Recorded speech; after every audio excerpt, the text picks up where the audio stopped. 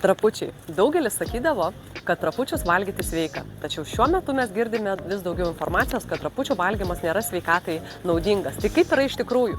Jeigu mes trapučius renkamės tada, kada atsisakome bulvių, traškučių, čipsų, tikrai nuo trapučių neturėsime tokio per didelio kalorijų kiekio. Bet jeigu trapučius mes keičiame gerą, lietuvišką, viso grūdo ruginę duoną, tai nėra labai teisingas pasirinkimas, bet kai kuriais atvejais dėl traškaus skonio tikrai galime integruoti į savo racioną, pavyzdžiui, kukurūzų, ryžių trapučius ar viso grūdo speltą trapučius.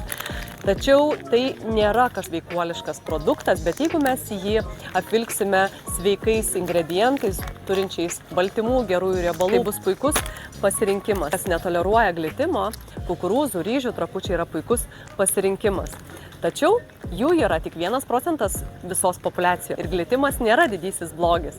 Tačiau jeigu mes turime virškinimo trakto problemas, užkietėję viduriai, ryžių trapučiai gali sukelti nemalonius simptomus. Šiai dienai trapučių yra ir sūraus, ir saldaus skonio, ne tik tai vien komponenčių, kuriuose yra tik tai kukurūzai, tarkim, ir druska, yra saldžių, tarsi desertų ir netgi su ekologiško maisto produkto ženklais. Tai tokie produktai yra tiesiog desertas, ekologiškas, kad ir cukrus, jisai yra cukrus. Patiko mano patarimai, spausk like, dalinkis su draugais ir rašyk komentare daugiau patarimų ir su tavim pasidalinsiu ne tik tai receptais, bet ir mitybos bei gyvenimo būdo patarimais, kad būtum sveikas ir išliktum laimingas.